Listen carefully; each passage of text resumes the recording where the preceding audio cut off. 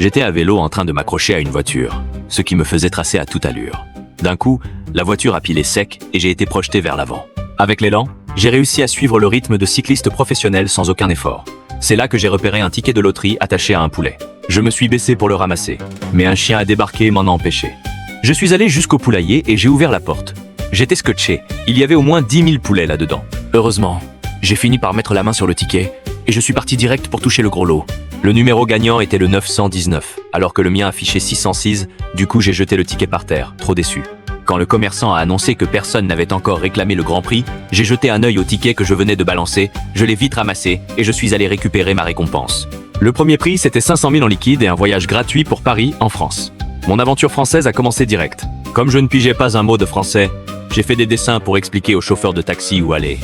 Sauf qu'au moment de charger mes bagages pour monter, d'autres personnes ont piqué les places et je me suis retrouvé dans la mauvaise bagnole. Une fois descendu, j'ai réalisé que je n'étais pas du tout à la gare. Il y avait un plan pas loin. Alors j'ai repéré la gare, j'ai mesuré la distance avec mes mains et j'ai vu que le trajet était tout droit. J'ai réglé ma boussole et je me suis mis en route. J'ai marché droit devant moi sans jamais tourner pour ne pas perdre le cap. Et personne n'a essayé de m'arrêter, même quand je traversais des restos. Je suis enfin arrivé à la gare, complètement vanne par cette longue marche. Je me suis acheté une boisson, mais ma cravate s'est coincée par accident dans le distributeur et j'ai raté le train. J'ai tourné en rond de frustration et j'ai dû attendre le suivant. 1 heure plus tard, un autre train est entré en gare. Avant de monter, j'ai demandé à un inconnu qui s'appelait Jack de filmer mon voyage. Je suis monté à bord, caméra au point, les portes se sont fermées et Jack est resté sur le quai. Je croyais qu'il voulait que je prenne des photos pour lui aussi, mais c'est là que j'ai entendu un petit garçon appeler son père. Il s'est avéré que le fils de Jack était resté dans le train. Et là, j'ai compris que j'avais fait une sacrée boulette. Je me suis approché du gamin et j'ai fait des grimaces pour lui redonner le sourire, mais il m'a collé une baffe monumentale. On est descendu au prochain arrêt pour attendre Jack. Un homme ivre est venu parler au petit, mais j'ai tout de suite senti les ennuis, j'ai couru et j'ai fait fuir l'ivrogne. J'étais sur le point de remonter dans le train quand le gamin a chopé ma caméra et s'est mis à me filmer. J'ai de nouveau sauté du train.